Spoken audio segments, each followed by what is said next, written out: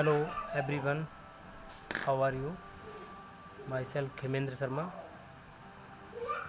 नए video lecture के साथ, नए टॉपिक के साथ मैं उपस्थित हूँ। छात्रों, आज का टॉपिक है मापन के प्रकार, द काइंड्स ऑफ मेजरमेंट। मापन के प्रकार की अगर हम बात करें तो इसके जो मेजरमेंट के मापन के जो प्रकार हैं वो 3 प्रकार हैं। नंबर 1 निरपेक्ष मापन, एब्सोल्यूट मेजरमेंट। नंबर 2 सामान्यीकृत मापन, नॉर्मेटिव मेजरमेंट। नंबर 3 स्वयंमानक मापन, इफसेटिव मेजरमेंट। तो सबसे पहले हम अध्ययन करेंगे निरपेक्ष मापन क्या है। निरपेक्ष मापन के बारे में ये है नंबर 1 निरपेक्ष मापन, एब्सोल्यूट मेजरमेंट।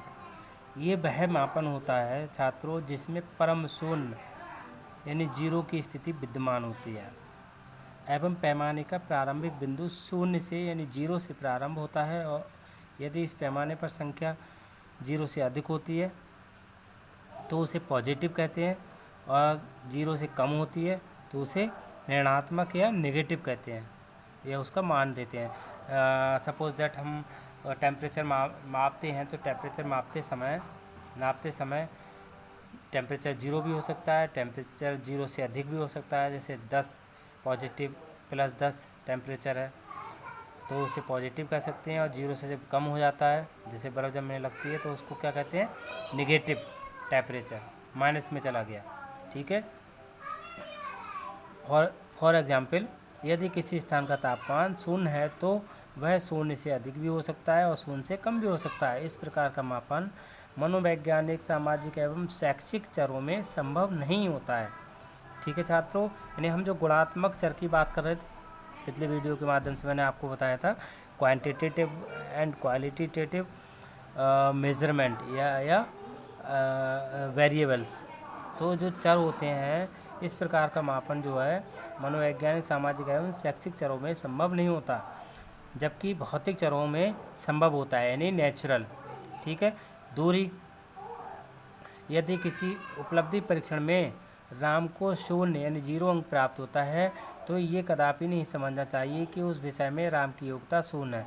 सपोज दैट किसी भी स्टूडेंट्स किसी उस सब्जेक्ट में 0 मार्क्स लेके आता है तो हम ये नहीं कह सकते कि उसकी योग्यता उस सब्जेक्ट में 0 है। ठीक है। उपलब्धि परीक्षण से प्राप्त शून्य का अंक का तात्पर्य केवल ये होता है कि राम अमुक परीक्षण यानी उस परीक्षण से उस एग्जाम में किसी भी प्रश्न को हल करने में समर्थ नहीं हो पाया। इस मापनी से प्राप्त परिणामों की व्याख्या गणितीय आधार पर होती है, क्योंकि इस मापनी में निरपेक्ष शून्य विद्यमान होता है। उदाहरण जैसे एग्जाम्पल, किसी व्यक्ति का वजन 60 किलोग्राम है, दूसरे व्यक्ति का 30 किलोग्राम है, तो ये स्पष्ट रूप से कहा जा सकता है कि पहले व्यक्ति का वजन दूसरे व्यक्ति के वजन से दुगना है। ठीक इसी प्रकार एक स्थान का तापमान, टेम्परेचर अगर 32 डिग्री है और दूसरे का 16 डिग्री है तो यहाँ पे भी हम कह सकते हैं कि पहले स्थान का जो टेम्परेचर है दूसरे स्थान से दुगना है। ठीक इसी प्रकार इसके विपरीत इस प्रकार की व्याख्या शैक्षिक, मनोवैज्ञानिक एवं सामाजिक चरों के मापों में नहीं की जा सकती। जैसे यदि किसी उपलब्धि परीक्षण में छात्र ए 50 अंक, बी 25 अंक प्राप्त होते हैं तो ये स्पष्ट रूप से नहीं कहा जा सकता कि वांछित विषय में ए की योग्यता छात्र बी की योग्यता से दुगनी है। मान लो एक के 50 नंबर आ गए, दूसरे के 25 नंबर हैं, तो हम वहाँ ही नहीं कह सकते जिसके 50 नंबर आए, 50 मार्क्स आए, वो पहले की जिसके कम है उससे उसकी योग्यता ज़्यादा है, नहीं दुगनी है, कम भी हो सकती है। ठीक है, यह है निरपेक्ष मापन। नेक्स्ट है सामान्यीकृत मापन। सामान्यीकृत जो मापन होता है ये इसके बारे में बताते हैं आपको। शिक्षा और मनोविज्ञान के क्षेत्र में प्रयोग किए जाने वाले परीक्षणों तथा मापनियों से प्राप्त मापन प्रायः मानकीय माप होते हैं। सामान्यीकृत माप को मानकीय माप भी कहा जा सकता है या कहते हैं। ठीक है, ये वह मापन है जिसमें प्राप्तांक एक दूसरे से प्रभावित नहीं होते हैं, बल्कि वे स्वतंत्र रूप से प्राप्त होते हैं तथा साथ ही परम शून्य की संभावना नहीं होती। जैसे यहाँ पे जीरो की संभावना नहीं होती है। जैसे किसी विषय में उपलब्धि परीक्षण में राम 0 अंक प्राप्त करता है तो इसका अर्थ ये कदापि नहीं होता उस विषय में उस छात्र की राम की योग्यता शून्य है, बल्कि इसका केवल यह अभिप्राय होता है कि उस उपलब्धि परीक्षण के किसी भी प्रश्न को हल करने में राम असफल रहा है। क्या पता उसका कोई प्रॉब्लम हो, इंडिविजुअल डिफरेंस हो, या किसी और कारणवश वो उसको नहीं कर पाया, जबकि ये भी हो सकता है कि राम उस विषय से संबंधित अन्य प्रश्नों को हल कर सकता है। ठीक है। शिक्षा, समाजशास्त्र, मनोविज्ञान के क्षेत्र में प्रयोग किए जाने वाले परीक्षणों से प्राप्त प्राप्तांक प्रायः सामान्यीकृत माप के होते हैं। ठीक है। अतः ये परीक्षण कुछ छात्रों को दिए जाए, आप इसके बारे में अगर व्याख्या कर सकते हैं सांख्यिक गणनाओं के आधार पर, तो केंद्रीय प्रवृत्ति तथा विचलन मान की सहायता से की जा सकती है इसकी व्याख्या। जैसे किसी उपलब्धि परीक्षण के एक पद पर 0, 1, 2, 3, 4, 5, 6, 7, 8 अंक प्रदान किए जा सकते हैं। ये परीक्षण कुछ छात्रों को दिया जाए तो प्रत्येक छात्र के प्राप्त अंकों का औसत यानी मीन एवं मानक विचलन स्टैंडर्ड डिविएशन मानक विचलन अलग अलग प्राप्त होगा, जिनकी व्याख्या परीक्षण मानकों के आधार पर की जाएगी। इसलिए इस प्रकार की माप को मानकीय माप कहकर संबोधित किया जाता है। ये सामान्यीकृत मापन कहलाते हैं। नेक्स्ट है स्वयं मापन। ठीक है छात्रों, स्वयं मानक मापन के बारे में मैंने बताया आपको, इसको क्या कहते हैं, इप्सेटिव मेजरमेंट। ठीक है, मापन। इस शब्द का प्रयोग परीक्षण के क्षेत्र में सर्वप्रथम किसने किया, रेमंड कैटल ने किया था। स्वमानक मापन का विस्तृत वर्णन कैटल ने अपनी उन्होंने पुस्तक लिखी थी personality and motivation, structure and measurement में इसका वर्णन किया है। मानकीय माप के विपरीत यानी जो सामान्यीकृत मापन है उसके विपरीत स्वमानक मापन होते हैं। मापन के अनेक उपकरण एवं विधियों में एक उपकरण या विधि ऐसी है जिसमें व्यक्ति या छात्र को बाध्य चयन फोर्स्ड चॉइस करना पड़ता है। इस विधि से मापन करने को कैटल ने स्वमानक की संज्ञा दी। ठीक है, यानी कि इसमें मापन की संज्ञा दी। इसको आप कह सकते हैं स्वयं मापन करना।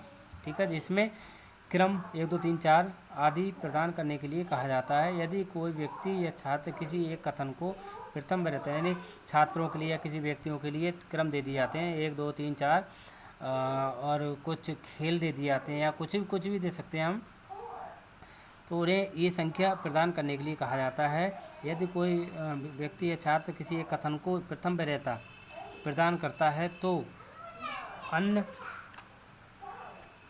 ये देखिए मैंने वो बना रखा है, अगर प्रथम वरीयता प्रदान करता है तो अन्य के लिए वह वरीयता प्रदान नहीं कर सकता है। ठीक है, इस मापन को स्वमानक, इस प्रकार के मापन उपकरण को बाध्य चयन प्रश्न कहा जाता है और इसके द्वारा मापन को इप्सेटिव या स्वयमानक मापन कहा जाता है। ऐसे मापन में सभी छात्रों को 1, 2, 3, 4 के अंक प्रदान किए जाते हैं। सपोजिट जैसे मैंने ये शायद आपको दिख रहा होगा, थोड़ा वीडियो क्वालिटी कम रहती है, ये एक टेबल तैयार की है।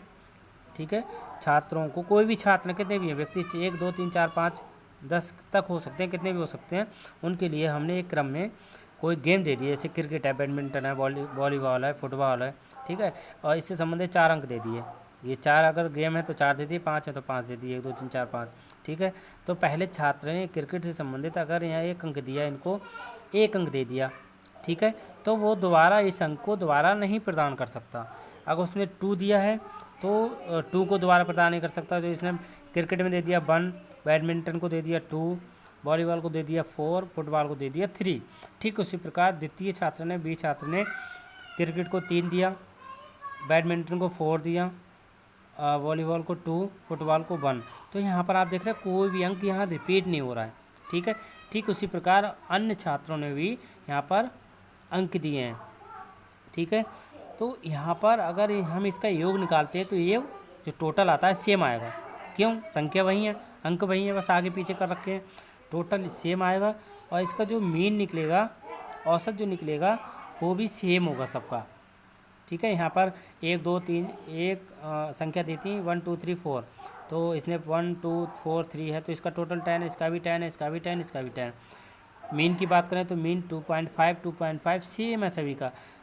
ठीक उसी प्रकार हम मानक विचलन निकालते हैं तो 1.11 1.11, ये इस प्रकार से सबका सेम है। ठीक है, तो यहाँ यह है क्या, स्वयं मानक मापन। अतः यदि छात्र ने, आप बात कर सकते हैं, अतः प्रत्येक छात्र का औसत तथा मानक विचलन समान होने के कारण इसे स्वयं मानक मापन कहा जाता है। नेक्स्ट है, ठीक है, ये हो गया कंप्लीट आज का ये topic, kinds of measurement. Students, मैं आपको बताऊं, ये आपका एग्ज़ाम में वेरी मोस्ट इम्पोर्टेंट टॉपिक है, इसको सही से पढ़ लेना। Thank you.